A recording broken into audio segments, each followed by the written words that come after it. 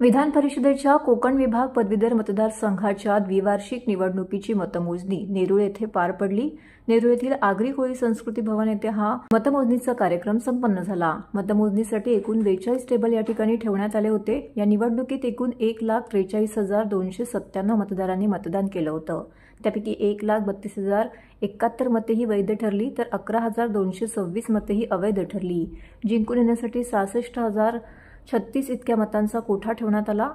तर निरंजन वसंत डावकरे यांना 1,719 मते या ठिकाणी मिळवली असून या ठिकाणी त्यांचा दणदणीत असा विजय झाला। तर रमेश कीर यांना 28,585, विश्वजित खंडारे यांना 536, अमोल पवार यांना 200, अरुण भोई यांना 310, अक्षय म्हात्रे यांना 302, गोकुळ पाटील यांना 424, जयपाल परशुराम पाटील यांना 64, नागेश निमकर यांना 215, प्रकाश वेडेपल्ली यांना 33, तर मिलिंद पाटील यांना 208, ॲडव्होकेट शैलेश वाघबारे यांना 334, तर श्रीकांत सिद्धेश्वर कामूर्ती यांना 141 मते या ठिकाणी पडली आहेत। पहिल्या पसंतीची 1,719 मते मिळवून जिंकून येण्यासाठी कोटा पूर्ण केलेले उमेदवार निरंजन वसंत डावकरे हे कोकण विभाग पदवीधर मतदारसंघातून निवडून आले असल्याचं निवडणूक निर्णय अधिकारी तथा विभागीय आयुक्त पी वेल्लरासू यांनी जाहीर केले। निश्चितपणे आमच्या केलेल्या कामाची पोचपावती दिलेली आहे।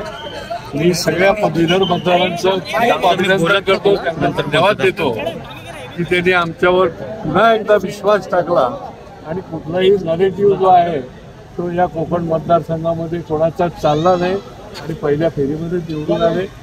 कार्यकर्त्याची मेहनत, निरंजन डावकरेंचं गेल्या 6 वर्षामधलं काम आणि पदवीधर मतदारांचं सहकार्य आणि आशीर्वाद याच्यामुळे हा दैदिप्यमान विजय या ठिकाणी आम्हाला म्हणजे जवळजवळ सर्व शिक्षक संघटनांनी आम्हाला पाठिंबा दिला होता। शिक्षक परिषद असेल, प्राथमिक शिक्षक परिषद असेल, सर्व जिल्ह्यातल्या त्यांनी पाठिंबा देत असताना पत्र पण दिली होती आणि निश्चितपणे शिक्षकांच्या ज्या मागण्या आहेत त्या देखील पुढच्या काळामध्ये योग्य पद्धतीने, कारण की त्यांच्या काही मागण्या ज्या प्रलंबित आहेत आणि शासन त्याच्याशी सहमत आहे आणि त्या मागण्या देखील पूर्ण केल्या जाणार। आणि या ठिकाणी मुंबईच्या जागेला देखील अपयश आलेलं आहे, त्याचा विचार करता येईल। अनेक वेळेला नोंदणीमध्ये देखील आपल्याला कमी पडतो आणि त्यामुळे देखील अपयश मिळतं, परंतु या सगळ्या भागामध्ये शिक्षक मतदारसंघामध्ये भाजपचा आहे आणि पदवीधर मतदारसंघामध्ये देखील भारतीय जनता पार्टीचा या दोन्ही मतदारसंघात कोकणने आघाडी घेतली।